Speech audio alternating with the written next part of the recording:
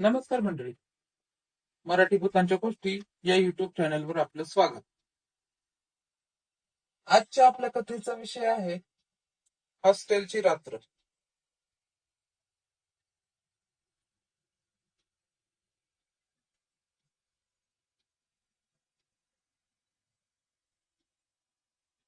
मी अहमदनगरचा आहे. मी एक विद्यार्थी आहे, म्हणून मी अभ्यास करण्यासाठी वसतिगृहात राहत होतो. त्या वसतिगृहात माझे बरेच मित्र होते. दिवाळी जवळ आली होती, म्हणून सर्व मित्र घरी जायला निघाले होते. कारण ते सर्व इतर राज्यातील होते, म्हणून ते लवकर निघून गेले. माझे फक्त एक दोन मित्रच वसतिगृहात राहिले होते. काही दिवसात ते देखील जाणार होते. माझे घर शहराजवळील एका गावात होते. मी काहीच दिवसांपूर्वी आजारी पडलो होतो. त्यामुळे माझ्या अभ्यासाचे खूप नुकसान झाले होते. म्हणून मी वसतिगृहात राहण्याचे ठरवले, जेणेकरून मी माझा राहिलेला अभ्यास पूर्ण करू शकेन. आणि माझ्या कुटुंबातील सदस्यांनी देखील मला हॉस्टेलवर थांबायला मान्यता दिली. जे माझे उर्वरित मित्र होते, आता ते देखील त्यांच्या घरी गेले.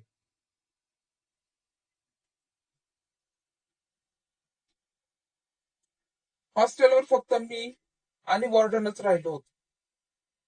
दिवाळीची रात्र येणार होती, म्हणून मी माझे वॉर्डन देखील मला एक चावी देऊन त्याच्या घरी गेले.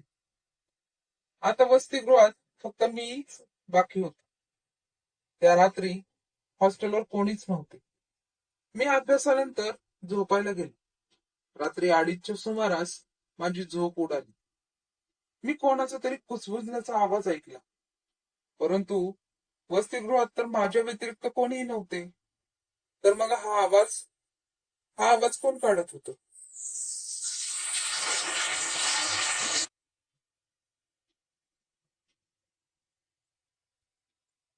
मला खूप भीती वाटली की माझ्या व्यतिरिक्त या निर्जन वसतिगृहात कोणीही नाही. मग हा आवाज कसा काय येत आहे? माझे शरीर थरथर कापू लागले. त्यावेळी बाहेर कोण आहे हे मला माहीत नव्हते, म्हणून माझ्यासाठी शांत राहणेच योग्य होते. मी माझ्या तोंडावरून ब्लँकेट ओढलं आणि झोपायचा प्रयत्न केला. तर थोड्याच वेळाने माझ्या दारावर थोडासा ठोठवण्याचा आवाज आला.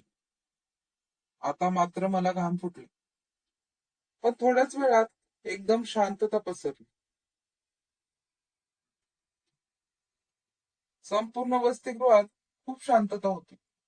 त्यावेळी मला कळलं भीती काय असते. रात्र अजूनही बाकी होती. मी माझ्या मनात स्वतःला सांगत होतो की जर आपण घरी जाऊन अभ्यास केला असता तर काय बिघडले असते. आता निस्तर असा हा विचार करीतच होतो की तेवढ्यात माझ्या खोलीच्या बाहेर कोणीतरी चालत असल्याचा आवाज मला आला.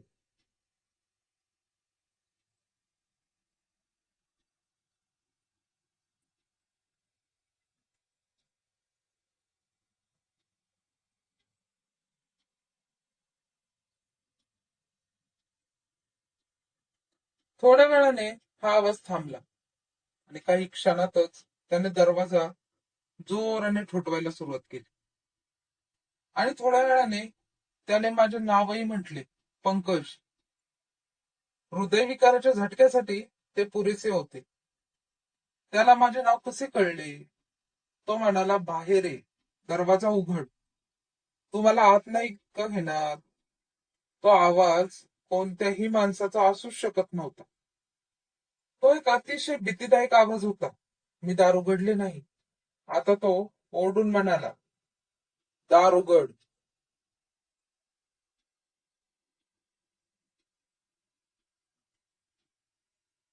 पंकज, दरवाजा उघड. तो आता खूप रागवला होता. मी माझ्या मनात हनुमान चालीसा वाचण्यास सुरुवात केली. मी रात्रभर झोपलो नाही. हनुमान चालीसाचे पठण केले. माझ्या रूमच्या दारावर नखाने काहीतरी खरचटण्याचा आवाज येत होते. मी सकाळपर्यंत हनुमान चालीसाचे पठण करत राहिलो आणि सूर्योदय झाला. नंतर मी खूप हिम्मत करून दरवाजा उघडला.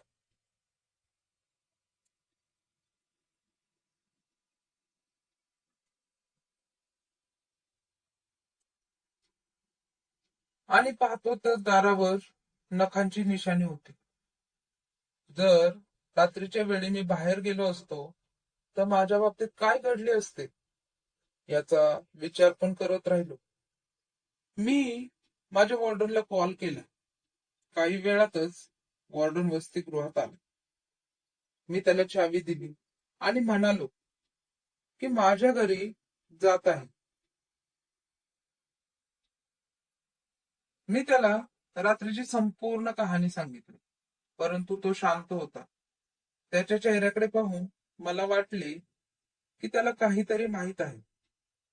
मी त्याला ती दरवाजावरील खून पण दाखवली, परंतु त्या खुणा तिथे नव्हत्या.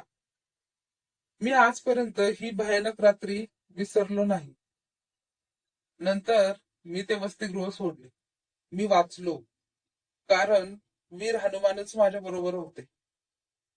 तो कोण होता, तो कुठून आला, त्याचे गूढ अजून मला कळलेच नाही. धन्यवाद.